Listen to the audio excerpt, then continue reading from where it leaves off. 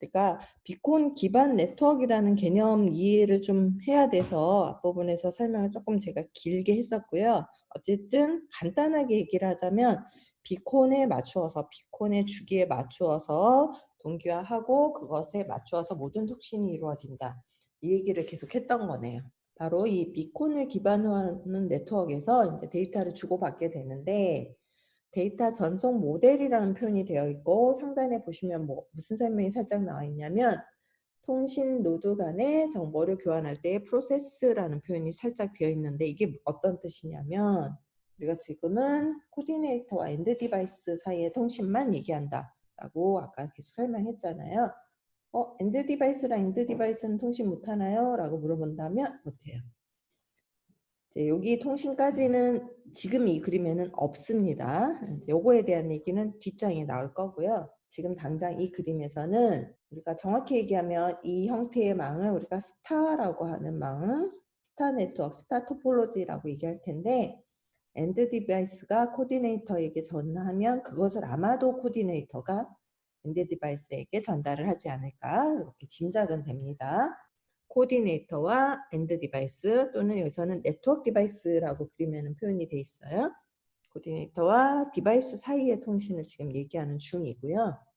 그걸 비콘 기반 네트워크를 사용할 때 어떻게 하나라고 하는 걸 얘기할 건데 먼저 푸시형 데이터 전송이라고 되어 있는 왼쪽 파트를 먼저 잠시 한번 봐볼게요. 코디네이터가 있고 네트워크 디바이스가 있는데 지금 디바이스 쪽에서 코디네이터에게 데이터가 보낼 게 있는 상황이에요. 그래서 그림을 보시면 오른쪽에서 왼쪽으로 이렇게 되어 있죠. 화살표가. 지금 이 장치가 센서가 들려있는 장치인데 슬립에 들어있다가 깼어요. 그러면 제일 먼저 하는 일이 뭐냐면 비콘을 찾습니다. 왜냐하면 비콘에 맞춰서 통신을 해야 된다라고 우리가 배웠거든요. 그래서 비콘을 받으면 그것에 맞추어서 데이터를 보내게 돼요. 여기 살짝 요 얘기가 나오는데 슬롯티드 CSMAC를 한다라는 건 슬롯에 맞춰서 센싱을 하고 비어있으면 데이터를 보내요 라고 얼핏 얘기했던 게 기억이 나네요. 바로 그 방법을 쓴다는 뜻이에요.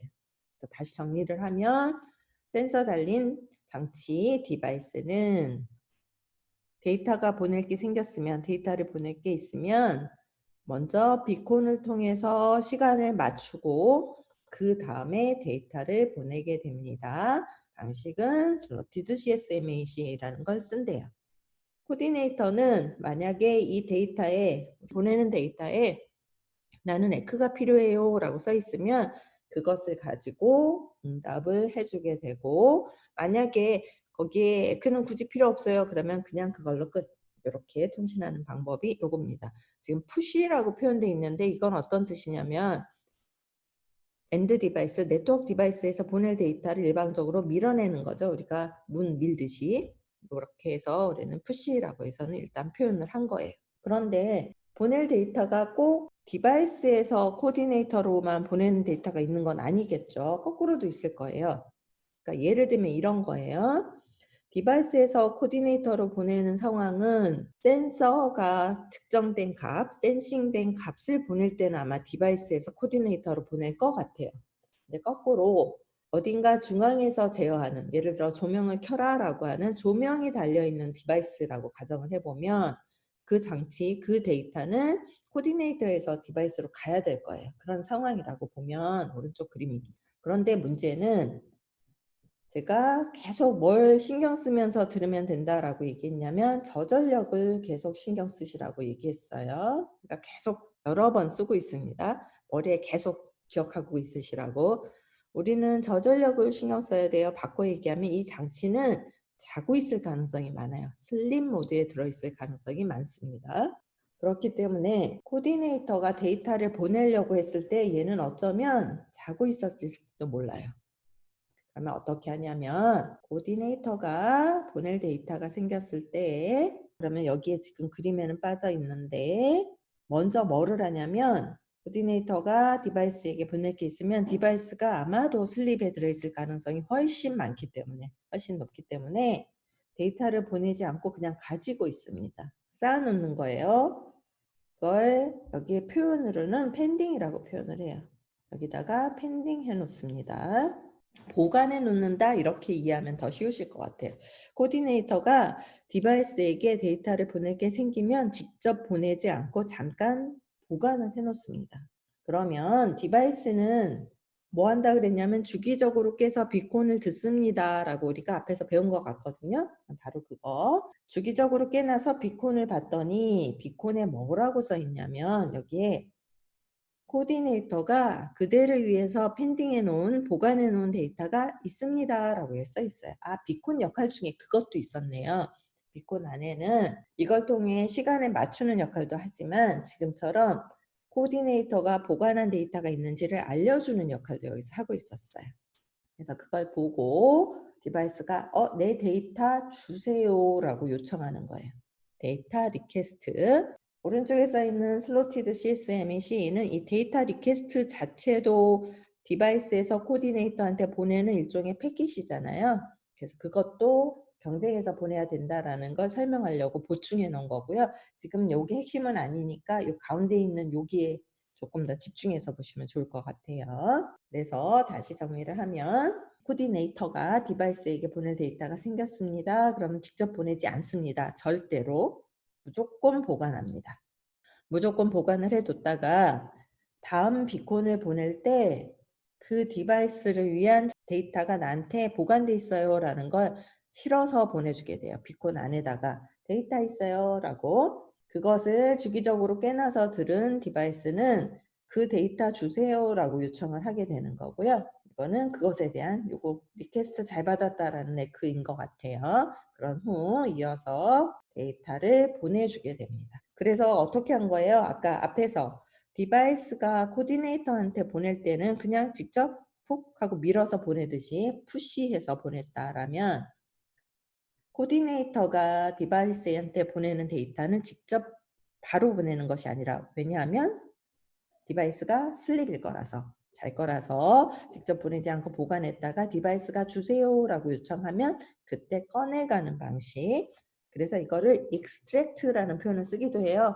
꺼내간다라는 뜻으로 풀형 데이터 통신이라고 얘기하고요. 여기에 기저에는 무조건 저전력이라는 게 깔려있다라고 생각하면 어렵지 않습니다. 그래서 다른 말로는 얘를 indirect라고 표현하기도 해요. 직접 보내지 않고 간접적으로 보낸다라고 해서.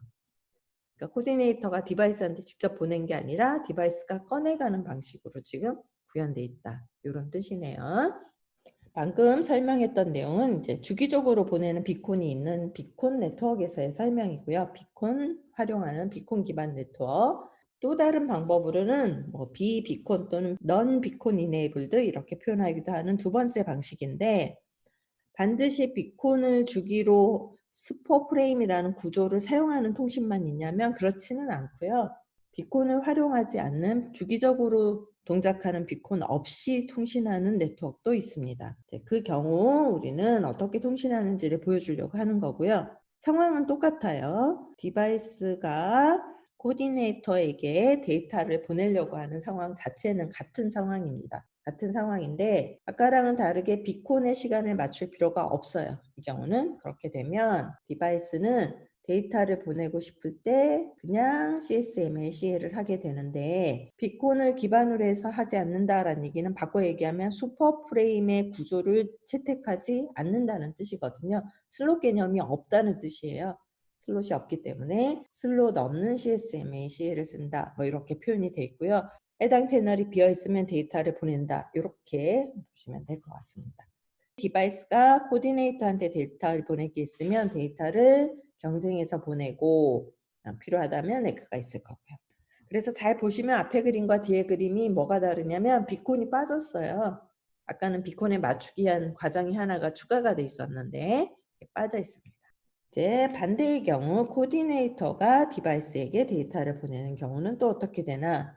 앞에서 열심히 우리가 살펴봤기 때문에 기본적으로는 알고 있어요. 자, 코디네이터가 보관한다 그랬죠. 보낼 데이터가 있으면 직접 보내지 않고 보관을 하게 되고 그걸 뭐 펜딩 이렇게 표현했었고요. 그럴 때 디바이스가 그걸 꺼내간다 그랬는데 여기에 물음표가 하나 생겼어요. 이제 무슨 물음표가 생겼냐면 앞에서는 코디네이터가 펜딩 데이터를 보관한 후 다음 비콘을 보낼 때 너를 위한 데이터가 있다라고 알려준다 그랬잖아요. 비콘을 통해서. 그런데 문제는 여기 이제 비콘이 사라졌어요. 그래서 그림 흐름은 아까랑 똑같아 보이지만 개념이 살짝 바뀌었습니다. 어떻게 바뀌었냐면 자, 디바이스가 다 닫겠어요. 슬립 모드에서 깨어났어요. 그렇게 하고 아까는 어떻게 했죠? 비콘을 보고 나를 위한 데이터가 코디네이터한테 있네. 데이터 주세요라고 하는 요청이라 그랬었잖아요. 이번에는 역시 데이터 리퀘스트이긴 한데 얘가 두 가지 의미를 포함하고 있어요. 혹시 나를 위한 데이터가 있나요? 라고 물어보는 내용까지 포함입니다. 그냥 모르잖아요. 비콘을 못 받았으니까. 주기적으로 깨어나는 디바이스는 무조건 한 번씩 코디네이터에게 데이터 리퀘스트를 보냅니다. 그래서 나를 위한 데이터가 있는지 없는지를 점검하는 거예요. 코디네이터는 만약에 이 디바이스를 위해서 내가 보관했던 데이터가 있었다면 데이터를 보낼 것이고 없으면 이 과정이 생략됩니다. 그러니까 두 가지 의미가 다 있다라고 제가 설명드렸죠. 데이터가 있다면 주세요. 이렇게 포괄해서 얘기할 수 있겠네요. 데이터가 있으면 이 데이터 흐름이 있을 거고요. 데이터가 없으면 방금 얘기했듯이 이 흐름은 사라집니다. 어떻게 보면 무의미한 데이터 리퀘스트를 할 수 있다라고 하는 측면에서 앞부분과 뒷부분은 살짝 다르기는 하네요. 그렇지만 여전히 뭘 계속 신경 써요? 저전력을 해야 된다라고 하는 걸 신경 써서 직접 보내는 건 안 되고 지금처럼 보관하는 방식을 기본적으로 사용해서 어떻게 해서든지 이 장치들, 디바이스들이 저전력화를 노릴 수 있도록 하는데 포커스가 맞춰 있는 게 바로 이 직비 1.5.4에서의 데이터 전송 모델이다라고 하는 개념으로 이해하시면 좋을 것 같습니다. 다시 한번 중요하기 때문에 조금 정리를 해볼게요. 비콘을 기반으로 하든 아니든 상관없이 기본적으로 코디네이터와 디바이스는 통신 방식이 살짝 다릅니다. 디바이스가 데이터를 보낼 때는 기본적으로 코디네이터는 깨어있을 거다라는 가정하에서 데이터를 보내고 있어요. 여기에 플러스 하나만 더 얘기를 할까요? 아까 우리 앞에서 봤던 그림에서 제가 질문도 했는데 슈퍼프레임의 액티브 구간과 인액티브 구간으로 나뉘었던 거 기억나죠? 그 경우는 코디네이터도 슬립입니다. 그때는 데이터 못 보내요. 참고로 알아두시면 될 것 같고 그건 어떻게 해서 디바이스가 알죠? 비콘에 어느 구간이 액티브고 어느 구간이 인액티브인지 이 정보도 다 실려 있어요. 그렇기 때문에 코디네이터가 자고 있는 구간에 통신하지는 않습니다. 그거는 염려하지 않고 통신이 가능하고요. 자, 비콘을 기반으로 하는 네트워크입니다. 디바이스는 데이터를 보내게 생겼고 슬립 모드에서 빠져나왔다. 그러면 일단 비콘을 통해 통신 가능한 타이밍과 위치를 확인하고 데이터를 보냅니다. 경쟁해서. 그리고 반대로 코디네이터가 디바이스에 보낼 게 있으면 보관을 했다가 다음 비콘에 그 정보를 실어서 보내주게 되고요. 그걸 본 디바이스는 내 데이터 주세요라고 요청을 하고 데이터를 받아갑니다. 비슷한 컨셉이지만 비콘을 기반으로 하지 않는 네트워크에서는 디바이스가 데이터를 보낼 게 있을 때는 그냥 보내요. 여기에는 어떤 가정이 하나 포함되어 있어요? 코디네이터는 잘 수가 없어요. 얘는 만약에 코디네이터가 슬립에 혹시라도 들어갔다면 아마 이 데이터를 보냈는데 얘가 응답을 안 하겠죠. 데이터 받았다고? 그러면 얘가 주기적으로 한 번씩 더 보내지 않을까? 이건 짐작. 디바이스가 데이터를 보내게 생기면 경쟁을 통해 보냅니다. 비콘 확인 없이.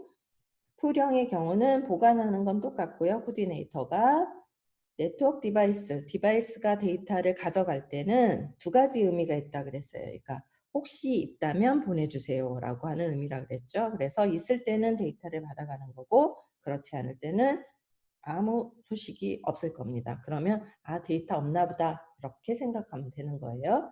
그러니까 이 데이터 리퀘스트가 앞장에서의 데이터 리퀘스트는 필요할 때만 하는 거죠. 디바이스가 무조건 하는 게 아니라. 그런데 이 뒷장에 있는 디바이스는 깨어날 때마다 데이터 리퀘스트를 하는 게 좋겠죠. 추가적으로 기타 등등 설명을 좀 할 거고요. 몇 개 층이 있고 그에 네트워크 있으면 네트워크에서는 몇 개 층에서 제공해주는 서비스를 활용해서 통신한다. 이런 개념 우리가 알잖아요. 바로 그 데이터 보낼 게 생겼어요. 그러면 네트워크 층에서 몇 개 층에게 데이터 보내주세요라고 하는 요청을 할 거예요. 그 요청이 요겁니다. 예, 몇 계층에게 데이터를 보내주세요라고 할 거예요. 그럼 그림으로 한번 그려보면 장치 두 개가 있고 여기는 샌더고 리시버다. 그러면 네트워크에서 매개에게 데이터 보내주세요라고 리퀘스트를 하게 되면 그것이 물리층을 통해 날아갈 거고 여기서 받겠죠. 받았으면 네트워크에게 데이터 왔어요 라고 하는 것을 인디케이션 하게 되고요. 아마 여기에 에크를 했을 것 같고요. 이 흐름은 우리 아직 안 봤지만 그러면 그걸 가지고 맥에서는 잘 보냈대요 라고 하는 확인을 하게 됩니다. 그래서 리퀘스트, 인디케이션, 컨펌으로 이루어져 있는 데이터 통신 흐름을 가지고 있어요. 아래에 있는 건 뭐냐면 얘를 한번 검색을 해보시면 뭐 제거하다, 뭐 몰아내다, 없애다 뭐 이런 뜻으로 지금 해석이 돼요. 두 번째 얘는 뭐냐면 자 우리 아까 배웠던 흐름 중에 이게 있었죠. 코디네이터가 디바이스한테 데이터 보낼 때 어떻게 한다고요? 안 보내고 보관한다 그랬잖아요. 그러면 코디네이터는 어떻게 기대를 하겠어요? 이 시간 안에 이 데이터를 디바이스가 꺼내갈 거야, 풀해갈 거야 라고 우리는 기대를 하면서 계속 기다리고 있을 텐데 시간이 지나도 얘가 안 가요. 그 얘기는 뭐죠? 이 디바이스가 관심이 없거나 아니면 이 디바이스한테 보낸다고 난 보관하고 있는데 얘가 정말로 영원히 슬립 상태에 들어가 버린 거예요. 뭔가 배터리가 죽었거나 이랬겠죠. 그러면 이걸 계속 보관할 수는 없죠. 계속 뭐 무한히 보관해도 되기는 하겠지만 예를 들면 그러면 안 되겠지만 조명을 켜라라고 하는 프레임이었다고 하자고요. 요 보내려는 데이터가. 그런데 이게 1분이 지나도 이 데이터를 안 꺼내가요. 그러면 한참 있다가 키는 게 큰 의미가 있을까요? 의미 없어 보이거든요. 그럴 때는 얘를 삭제합니다. 그걸 이렇게 표현한 거예요. 그러니까 멀리 있는 데이터를 내가 지운다는 뜻이 아니고요. 나한테 보관된 데이터를 그냥 지워버린다, 취소한다 라고 하는 뜻을 가지는 게 퍼스라고 하는 것도 있습니다. 이 중에 위에 있는 데이터 흐름을 조금만 더 자세히 볼게요. 그게 바로 이 그림이고요. 기본적으로 디바이스가 코디네이터한테 보내는 흐름이네요. 그럴 때 데이터를 보내게 될 때 상위 계층에서 데이터 보내주세요 라고 요청을 하면 실제 데이터가 물리층을 통해 날아가게 되고 상대방한테 그러면 상대방에서는 에크를 보내주게 됩니다. 계속 옵션이라고 써 있는데 기본적으로 웬만하면 옵션 아니고 거의 에크는 항상 딸려온다라고 보셔도 괜찮아요. 브로드캐스트 데이터가 아니고 특정 장치 하나를 딱 찍어서 보내는 데이터는 기본적으로 에크를 꼭 해라라고 권장하고 있어요. 에크가 오게 되면 잘 보냈대요 라고 이쪽이 알려주는 거고요. 그것이 도착했습니다 라고 인디케이션이 날아가는데 아래쪽에 쭉 설명이 되어 있는 건 리퀘스트 네트워크에서 맥에게 이렇게 데이터 보내주세요 라고 하는 요청을 하게 되는데 그러니까 쉽게 얘기하면 이렇게 생각하시면 돼요. 맥에서 제공하는 펑션이 있는 거예요. 함수가 데이터 리퀘스트라고 하는 함수가 있는데 그 함수에 매개 변수가 이렇게 생겼어요. 실제로도 이렇게 구현을 합니다. 매개 변수 형태로. 거기에는 뭐가 포함되어 있냐면 크게 묶음으로 설명을 드릴게요.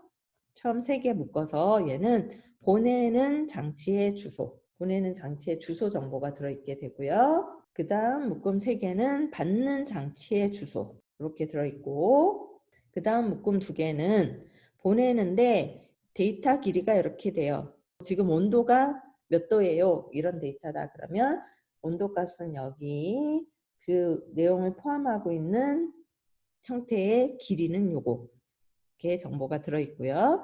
102보다는 작거나 같다 이렇게 써있네요. 왜 102냐면 요거 계산해 보면 나와요. 우리 몇 개층에서의 데이터의 최대 길이는 102바이트입니다. 이렇게 계산한 내용이고요. 그 다음 나와 있는 2개는 MSDU 핸들이라고 되어 있는 건 일종의 지금 내가 보내는 데이터 번호라고 생각하시면 되고요. 요거 왜 필요하냐면 바로 앞장에서 우리가 퍼즈라고 하는 거 배웠죠. 지우려면 그거라고 이렇게 지정을 해줄 수 있어야 돼요. 그 용도라고 생각하시면 되고, 제일 마지막에 있는 보내는데, tx는 트랜스밋을 보통 우리가 tx 이렇게 써요. 보내는데 이런 옵션을 가지고 보내주세요 라고 하는 뜻으로, 예를 들어 나는 에크가 필요합니다. 그러니까 데이터 보낼 때 에크 달라고 요청해 주세요. 뭐 이런 것들을 보내게 되고요. 여기에 플러스 GTS라는 게 갑자기 뜬금없이 나오네요. 얘는 뭐냐면 우리 배웠던 거니까 다시 한번 복습해 볼게요. 비콘을 기반으로 하는 네트워크에서는 비콘과 비콘 사이를 액티브와 인액티브 구간으로 나눕니다. 이 시간은 이제 신경 쓸 필요 없고, 액티브 구간은 다시 어떻게 나눠져요? 16개의 타임 슬롯으로 나눕니다. 그중에 첫 번째 슬롯은 비콘이 차지하게 되고, 나머지 슬롯 중에 이 뒤쪽 거를 우리가 무슨 용도로 활용할 수 있다 그랬어요?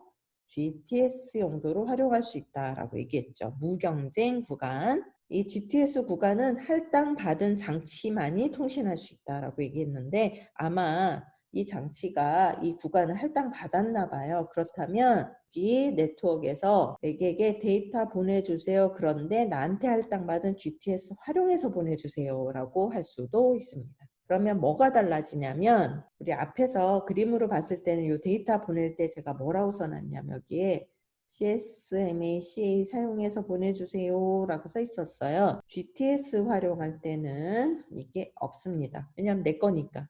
그 시간은 나의 거예요, 온전히. 그러니까 경쟁 없이 그냥 데이터를 확 보냅니다. 만약에 그렇지 않다면 GTS 옵션이 있었다 하더라도 알고 보니까 나한테는 할당받은 GTS가 없어요.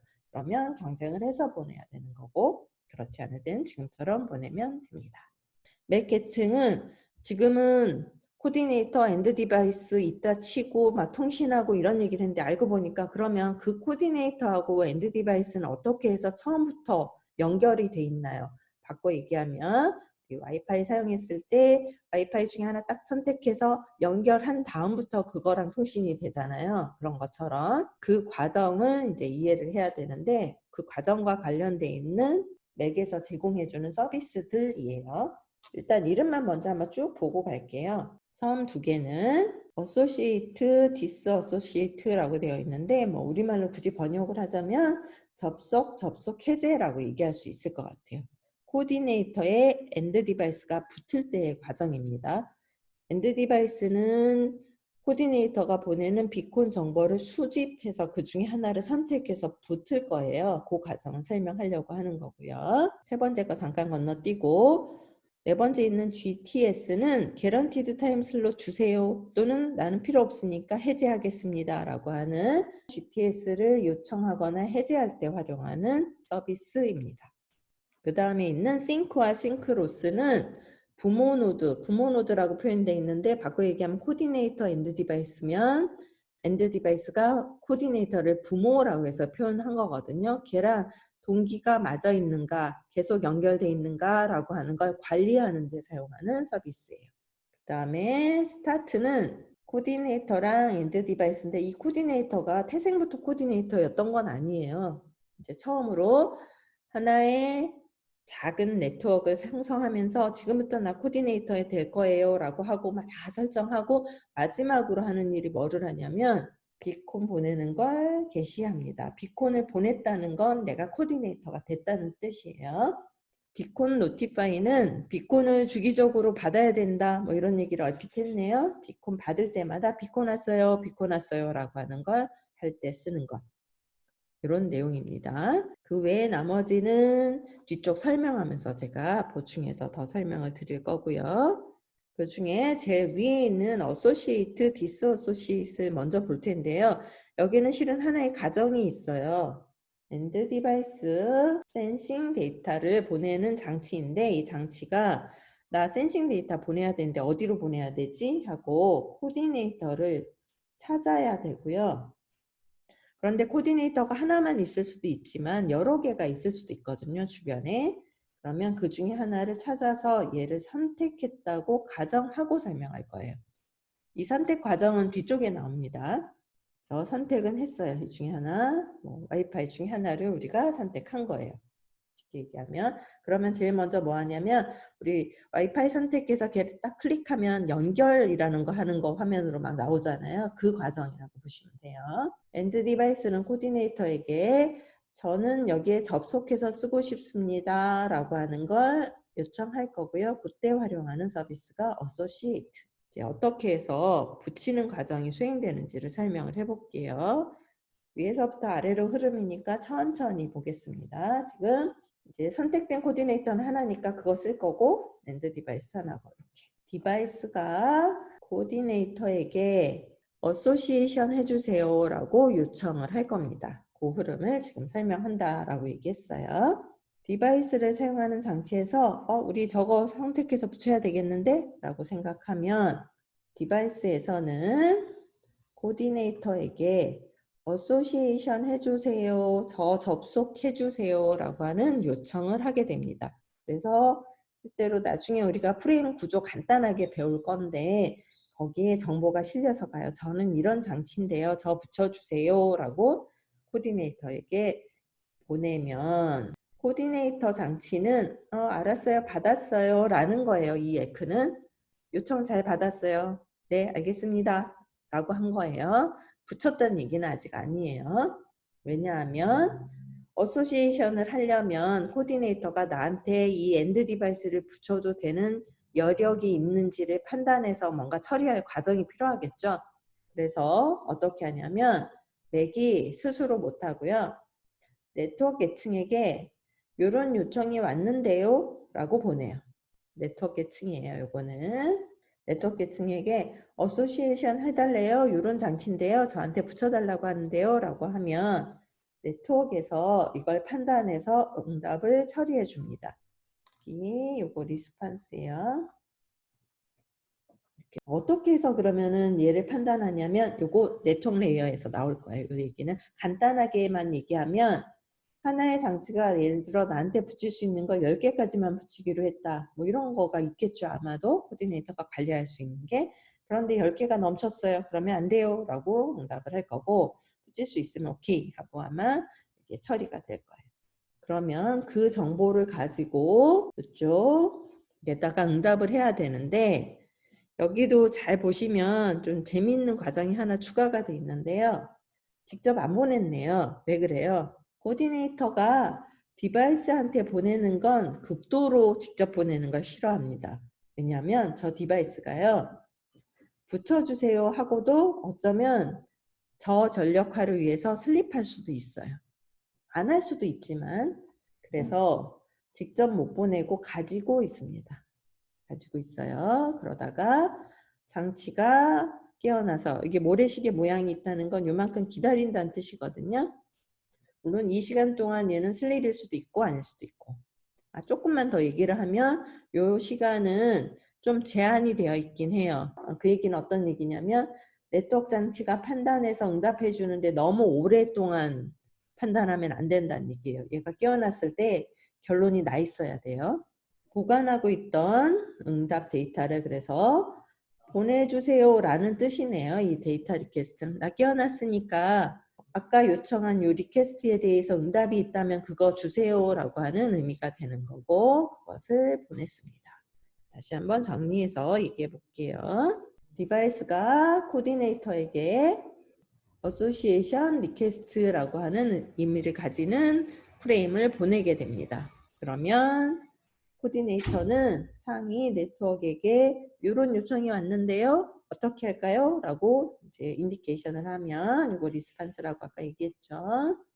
상위 계층에서는 오케이 붙이는데 문제 없어요. 또는 저는 더 이상 한계가 있어서 안 됩니다. 이런 내용을 담아서 프레임을 만들게 되고 그것을 가지고 있다가 아까 내가 요청한 거 어떻게 됐나요? 라고 물어보는 거네요. 그러면 그것에 대해서 응답을 보내주게 되고 이것을 받은 맥은 상위 계층에게 저 붙이는 거 성공했습니다. 라고 알려주게 됩니다. 이게 바로 어소시에이션 흐름이라고 보시면 되는 거죠. 그래서 간단하게만 얘기하면 이거죠. 디바이스에서 코디네이터에게 붙여주세요 요청하면 거기에 대한 응답을 받아서 처리합니다. 라는 건데 이제 거기에 조금 보충 설명이 더 있었어요.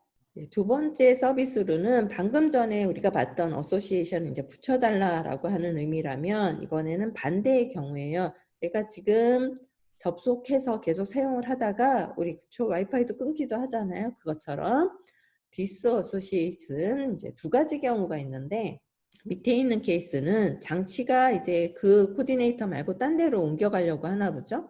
그래서 끊기라고 보시면 돼요. 나 지금 끊을 거예요 라고 하는 내용입니다. 여기 아래 그림을 잘 보시면 이 그림에 다 의미가 어느 정도 내포되어 있는데요. 오리지네이터와 리시피언트라고 돼 있어요. 이 얘기는 디바이스 코디네이터가 아니란 얘기예요. 얘가 예를 들면 디바이스고 이쪽이 코디네이터일 수도 있고요. 반대일 수도 있다는 뜻이에요. 그것도 가능하다는 뜻이에요. 먼저 왼쪽이 디바이스고 오른쪽이 코디네이터일 때 상황부터 설명을 드리면 이 경우는 장치가 스스로 해당 코디네이터하고의 접속을 해제하기를 원할 때 사용하는 형태입니다. 그래서 코디네이터에게 나 지금 이제 접속 해제할 거예요 라고 하는 일종의 통보죠. 이 경우는 허락해달라는 뜻은 아니에요. 그냥 통지일 뿐입니다. 그러면 그걸 받은 코디네이터는 알겠어요 라고 하는 뜻으로 이해하면 안 되고 요거 잘 받았다는 얘기예요. 그냥 통지 잘 받았다. 심지어는 이 경우는 이 통지를 못 받았을 수도 있습니다. 그래도 장치는 그냥 빠져나가요. 그러니까 어떤 상황이냐면 나는 코디네이터하고 거리가 좀 뚝 떨어졌어요. 좀 많이 멀리 떨어졌어요. 그럴 때도 나는 해제를 할 수 있는데 그 해제 메시지 자체를 어쩌면 코디네이터는 못 들었을 수도 있어요. 그렇지만 장치는 상관없이 무조건 그냥 나갑니다. 일종의 통지이기 때문에. 반대의 경우는 이번에는 얘가 코디네이터고 얘가 디바이스라고 해볼게요. 이것도 역시 개념은 비슷한데 여기 과정에 좀 복잡한 과정은 지금 생략되어 있습니다. 이 경우는 코디네이터가 디바이스에게 나 이제 문제가 있어서 요 통신 해제해야 될 것 같아요. 접속 해제해야 될 것 같아요. 라고 하면 똑같이 디스어소시에이션 노티피케이션을 보내긴 하는데 그림은 이렇게 그려 있지만 뭐라고 써 있어요? 위에 간접 전송을 통해 라고 되어 있죠. 그러니까 정확히 얘기하면 이렇게 한 거예요. 이 경우는 코디네이터가 디바이스한테 보낼 디스어소시에이션 노티피케이션 정보를 보관합니다. 보관했다가 디바이스가 깨어나서 슬립 모드에서 깨어나서 데이터 보내주세요 라고 요청하면 요게 그때 날아가는 그걸 우리가 아까 간접 전송 또는 풀 방식이라고 설명한다고 앞에서 얘기했네요. 물론 기분은 살짝 나빴겠죠. 자다 깨서 데이터 달라 그랬더니 너 나가세요 라고 지금 메시지를 보내는 거니까. 그렇지만 흐름은 코디네이터가 디바이스한테 직접 보낼 수 없다라는 걸 계속 제가 여러 번 강조해서 지금 설명하고 있죠. 그래서 그건 똑같습니다. 이 그림은 아래 케이스를 위주로 그려놓은 그림이에요. 형태는 살짝 바뀌어 있지만 그러면 우리가 뭘 알았냐면 코디네이터가 디바이스하고 어떤 식으로 연결되는지 기본 컨셉을 잠시 배웠고요. 이제 보충이 좀 필요해요. 여기에 다시 얘기하면 장치가 있고 주변에 코디네이터들이 꼭 하나만 있으란 보장은 없어요. 또는 제가 코디네이터 또는 라우터라는 표현을 앞에서는 썼었는데 라우터가 있을 수도 있어요. 맥 계층에서는 직비 코디네이터와 직비 라우터가 통칭 코디네이터라고 불립니다. 같은 거예요.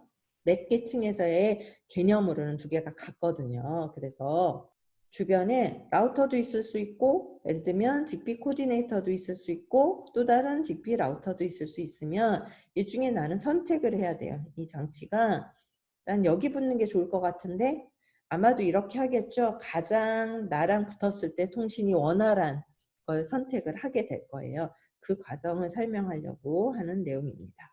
어떻게 해서 선택을 할까? 그 방법은 요겁니다. 스캔이라는 방식을 통해서 하게 돼요. 지금 제가 설명하는 이런 디스어소시에이션, 어소시에이션, 스캔 이런 컨셉은 저희가 지금 직비 정확히 얘기하면 802.15.4를 기준으로 해서 제가 설명을 계속하고 있는데요. 잠깐 딴 얘기를 하면 와이파이 802.11도 컨셉이 거의 비슷합니다. 그래서 나중에 여러분이 혹시 그 표준을 학습을 해야 되는 상황이다 그러면 지금 배웠던 개념을 잘 활용하시면 좋을 것 같아요. 똑같은 건 아니고요. 흐름이 비슷하다라고 이해하시는 게 좋을 것 같아요. 그래서 스캔이 어떻게 되는지를 볼 텐데 스캔이 아래 보니까 4종류나 있대요. 이 중에 제일 마지막 건 완전 종류가 달라서 얘는 무시할 거고요. 지금은 스캔은 크게 해당 채널이 괜찮은지를 살펴보기 위한 스캔과 주변에 코디네이터가 뭐가 있는지를 살펴보려는 스캔 이렇게 두 가지가 있다. 이렇게 생각하시면 좋을 것 같아요. 그래서 전개 강도 ED 스캔이라고 부르고 있는데 항상 이 스캔은 누가 먼저 하냐면 이거는 엔드 디바이스 아니고요. 코디네이터가 되고자 하는 장치가 어떤 게 좋은가라는 걸 판별할 때 주로 사용을 해요. 그래서 우리가 지금 더 관심이 있는 건 그러면 두 번째, 세 번째 게 훨씬 더 관심이 많겠네요. 액티브 스캔, 패시브 스캔이라는 이름을 가지는 또 두 종류가 다시 나뉘네요. 패시브 스캔은 엔드 디바이스가 가만히 있으면서 한 번씩 귀를 기울이는 거예요. 귀를 기울여서 나한테 오는 비콘이 있나? 라는 걸 듣습니다. 그러면 우리 앞에서 데이터 주고받는 거 설명할 때 비콘 기반 네트워크라는 게 있다 그랬고 비비콘이 있다 그랬어요. 오케이. 비콘 기반 네트워크는 코디네이터가 주기적으로 비콘을 보낸다라고 했으니까 오케이. 그거는 문제가 없을 것 같은데 그러면 비비콘 네트워크는 비콘이 없는데 어떻게 코디네이터 찾을까요? 이게 물음표가 생겨야 돼요. 그런데 이게 오해하시면 안 되는 이유가 비콘 기반 네트워크는 비콘을 기반으로 해서 네트워크 형태가 형성된다는 얘기지 비콘을 보내는 네트워크가 아니에요. 무슨 얘기냐면 둘 다 비콘은 보냅니다. 코디네이터는 다만 비콘 기반 네트워크는 철저하게 그 맞춰진 타이밍을 통해서 비콘을 보내게 되어 있다면 비비콘 네트워크는 그 기준에 맞추지 않고 그냥 자기의 주기로 또는 내가 보내고 싶을 때 내가 한가할 때 보내면 돼요. 어쨌든 비콘은 있습니다. 이 네트워크도. 비콘 프레임을 보내지 않는다는 뜻이 아니에요. 비콘을 기반으로 네트워크가 형성되느냐 아니냐 그 차이가 있는 거예요. 자, 패시브 스캔은 장치가 코디네이터에 붙기 위해서 코디네이터가 주변에 있나 없나를 찾아야 되는 거잖아요. 근데 아는 방법은 딱 유일해요. 비콘이 나한테 와야지 알 수 있어요. 비콘 정보를 통해 코디네이터 있네? 라는 걸 알 수 있는데 패시브는 단어 의미를 그대로 보시면 되는데 상당히 수동적이죠. 수동적인 스캔. 가만히 있으면서 주변에 무슨 얘기가 있나라는 걸 듣는 스캔, 이걸 우리가 패시브 스캔이라고 하고요. 당연히 이 스캔만 구현하면 훨씬 더 간단하게 만들 수 있겠죠. 그래서 여기 보면 RFD에 동그라미 써 있다는 게 이건 필수 구현이라는 뜻이에요. 모든 장치가 무조건 구현해야 돼요. 그거에 비해서 액티브는 뭐냐면 좀 더 능동적인이라는 뜻이잖아요. 우리가 뭔가 필요할 때 패시브는 가만히 있으면서 들리는 걸 통해서 찾는 거라면 액티브는 주변에다 막 소문을 내는 거예요. 나 지금 필요한데 코디네이터가 필요한데 비콘 주세요. 비콘 리퀘스트라고 여기서 표현을 하고 있습니다. 비콘 정보 주세요. 바꿔 얘기하면 주변에 코디네이터 있나요? 하고 물어보는 거네요. 핸드 디바이스가 주변에다 소문을 내는 거예요. 브로드캐스트를 통해 비콘 리퀘스트를 보내면 그걸 들은 코디네이터가 나 여기 하고 응답을 하는 형태로 결국은 비콘을 보냅니다. 비콘 주세요니까 비콘 보내는 거죠. 두 개의 차이점은 뭐가 있을까요? 액티브 스캔을 구현하려면 패시브는 필수라 그랬으니까 이건 그냥 무조건 있는 거고 액티브는 그냥 잘 생각해 보시면 돼요. 액티브를 하면 좀 더 빨리 응답을 받을 것 같죠. 비콘 정보를 좀 더 빨리 수집할 수 있습니다. 단 이 일을 하려니까 굉장히 얘는 부지런하게 뭔가 파워를 막 소모하면서 하겠죠. 파워 소모는 조금 더 있을 것 같아요. 그리고 안 해도 되는 거였잖아요. 패시브만 해도 어떻게 보면 가능한 거였는데 액티브를 해야 하기 때문에 할 일이 조금 더 많아졌어요. 그런 측면은 있지만 장점이 있죠. 빨리 데이터가 수집된다는 것. 그래서 그걸 기반으로 요 그림의 의미를 해석해 보면 이제 이렇게 됩니다. 네트워크 계층에서 맥한테 스캔해서 정보 좀 수집해 와봐 라고 한 거죠. 스캔하시오. 그러면 얘는 이렇게 표현되어 있는 이 그림은 스캔이 잠깐 찰나에 되는 게 아니고요. 꽤 오랫동안 우리 2.4기 가면 채널이 11번부터 26번까지 총 몇 개인가요? 16개가 있나요? 16개 채널을 돌아가면서 11번에 가서 혹시 비콘 있나? 12번에 가서 혹시 비콘 있나? 13번에 가서 혹시 비콘 있나? 이거를 쫙 찾습니다. 시간이 꽤 걸릴 것 같아요. 그렇게 한 후 그 수집된 정보를 올려주게 된다라고 하는 개념이 이 그림이에요. 그러면 우리는 이제 뭘 했어요? 주변에 코디네이터가 누가 있는지를 찾아낼 수 있게 됐네요. 여기에 하나 더, 이름은 똑같은데 옵션이 ED라고 되어 있는 경우는 얘는 엔드 디바이스가 아니고 주로 코디네이터가 그 일을 한다 그랬죠. 코디네이터가 어느 채널이 좋은가 채널을 선택하기 위해서 스캔하는 겁니다. 그래서 주기적으로 스캔을 한번 쭉 해가지고 지금 채널이 안 좋다라고 하면 채널을 바꿔서 다른 채널로 이동할 수 있어요. 그래서 스캔의 기본 컨셉은 설명을 했고 제일 마지막 건 뒤에 나올 건데 잠깐만 언급을 하고 가면 얘는 뭐냐면 고립 노드가 제가의 응답 메시지를 기다립니다 라고 돼 있는데 이런 경우에요. 코디네이터와 엔드 디바이스가 잘 연결해서 동작을 하고 있었는데 엔드 디바이스가 깨나 보니까 내 코디네이터가 어디 갔는지 사라졌어요. 비콘을 기다리는데 비콘이 안 와요, 얘한테. 아니면 내가 데이터 주세요라고 요청했는데 얘가 응답이 없어요. 데이터 혹시 나를 위한 데이터 있나요? 라고 하는데 응답이 당최 없어요. 그러면 얘는 나와 코디네이터 사이의 연결고리가 끊어졌나 보다라고 생각할 거고 그걸 우리가 고립 노드라고 표현합니다. 엔드 디바이스가 이제 고립이 돼버린 거예요. 그러면 뭐를 하냐면 엔드 디바이스가 주변한테 혹시 나의 페어런트 나랑 연결돼 있던 코디네이터 있나요? 라는 걸 요청하고 뭐 이런 과정이 추가로 있게 되고요. 이때 활용되는 게 요겁니다. 여기까지만 이건 설명하고 뒤쪽에서 요 절차는 추가로 나중에 설명을 할게요. 그러면 우리 다시 정리해보면 어디까지 했어요? 제일 처음에 엔드 디바이스가 어소시에이션 하기 전에 스캔을 통해서 코디네이터에 대한 정보를 수집했다라고 얘기했죠. 수집된 정보에서 좋은 걸 하나 선택하는 건 네트워크에서 아마 해줄 것 같고요. 해줬으면 그 중에 하나로 붙어라. 그러니까 흐름상으로는 지금 순서가 바뀌었어요. 스캔을 통해 코디네이터 정보를 얻었으면 앞에 장 어소시에이션을 통해 그 장치에 붙게 됩니다. 그 코디네이터에 붙게 됩니다.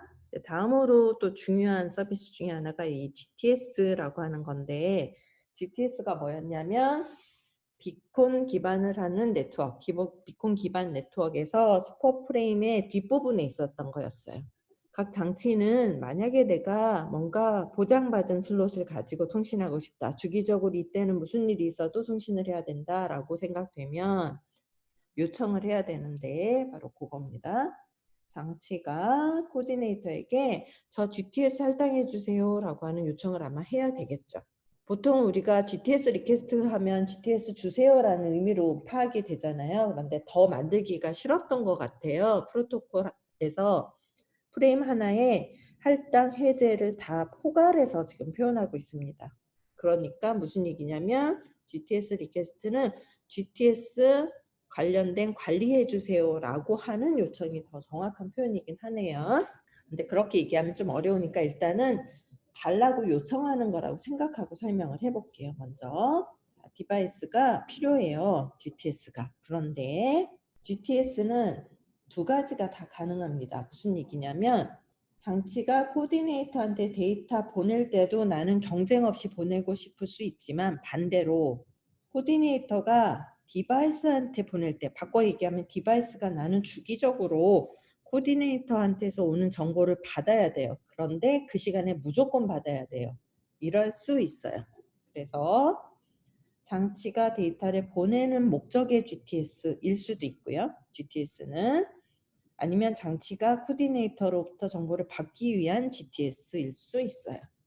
우리가 지금까지 배웠던 개념에 의하면 코디네이터는 장치한테 데이터 직접 보낼 수 없어요라고 계속 설명하고 있었잖아요. 어떻게 하라고요? 얘가 가지고 있다가 보관했다가 장치가 달라고 하면 준다면서요.